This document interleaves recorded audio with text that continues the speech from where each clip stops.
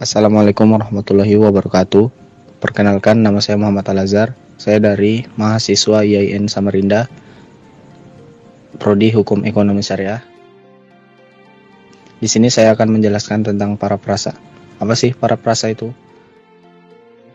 Paraprasa adalah cara memasukkan pemikiran orang lain ke dalam tulisan Anda tanpa menggunakan kutipan langsung. Anda bisa menggunakan paraprasa untuk membuktikan atau mendukung ide. Jika ingin menggunakan paraprasa, Anda harus bisa menyajikan ide penulis asli dengan akurat menggunakan kata-kata sendiri. Setelah itu, pastikan Anda memasukkan sumbernya dengan benar. 1 dari 3. 1. Pilih satu kutipan.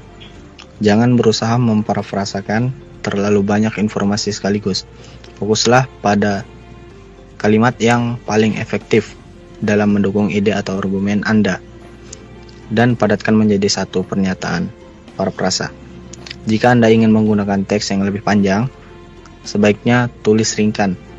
Ringkan lebih luas daripada paraprasa karena fokus pada poin utama seluruh bagian dan meringkas teks secara keseluruhan. Paraprasa fokus pada ide atau konsep utama dalam karya yang lebih besar. 2. Buat anotasi kutipan dengan mengidentifikasi ide utama dan detail pendukung. Tentukan apa yang disampaikan penulis, seperti poin atau argumen utama. Kemudian catat bagaimana mereka mendukung ide tersebut. Apa arti kata kutipan tersebut secara keseluruhan. Misalnya, Anda memilih kutipan ini.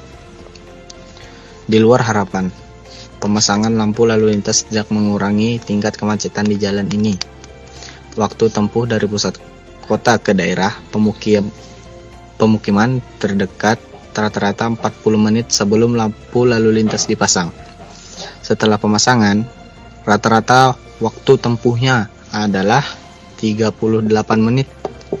Perbedaan yang tidak signifikan dalam kutipan ini. Ide utama penulisan adalah lampu lalu lintas tidak menyelesaikan masalah kemacetan di jalan tersebut, dan detail pendukungnya adalah statistik berupa waktu tempuh yang tidak terlalu berbeda sebelum dan setelah pemasangan. 3. Paraphrasakan kutipan jika kata-katanya tidak lebih penting daripada ide itu sendiri. Misalnya, gunakan kutipan langsung pada dialog, puisi, pidato, atau frasa unik. Sementara itu, informasi lain bisa diparaphrasakan. 4. Hindari paraprasa jika frasa kutipan langsung itu penting.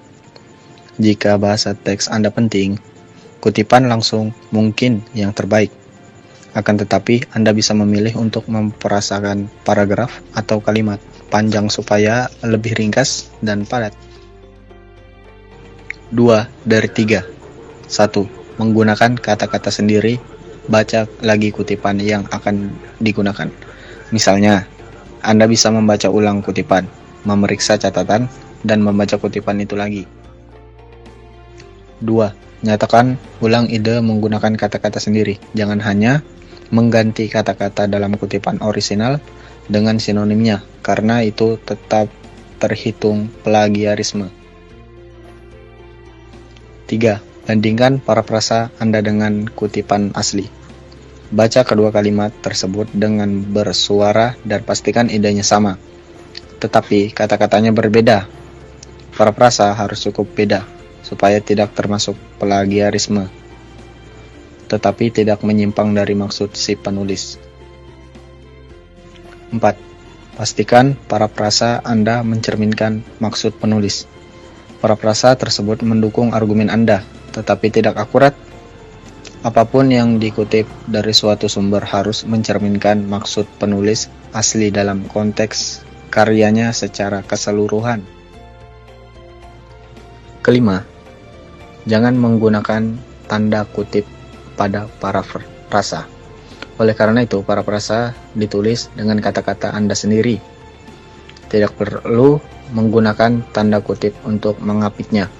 Tulis saja seperti bagian teks yang lain menggunakan bahasa Anda sendiri. Bagian 3 dari 3. Memasukkan sumber kutipan. 1. Periksa panduan gaya kutipan yang diinginkan instruktur. Periksa panduan, tugas atau bicaralah dengan instruktur. Jika menggunakan gaya kutipan yang keliru, mungkin Anda tidak akan menerima nilai penuh. 2. Gunakan tanda kurung untuk kutipan dalam teks dengan gaya MLA atau APA. Anda harus menyertakan sumber parafrasa tepat setelahnya. Masukkan informasi publikasi dalam tanda kurung setelah parafrasa.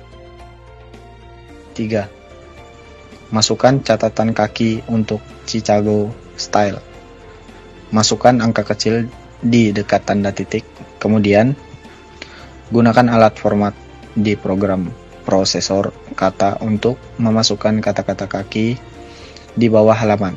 Masukkan semua informasi publikasi dari halaman bibliografi, akan tetapi tulis nama dan penulis lebih dahulu, diikuti nama belakang. 4. Buatlah halaman karya yang dikutip referensi atau bibliografi. Anda harus mempersiapkan sumber kutipan sesuai gaya dan ditentukan. Tiap tipe sumber memiliki format tersendiri untuk mencatat informasi, penulis, judul, dan penerbit. Sekian dari penjelasan parafrasa saya. Kurang lebihnya mohon maaf. Assalamualaikum warahmatullahi wabarakatuh.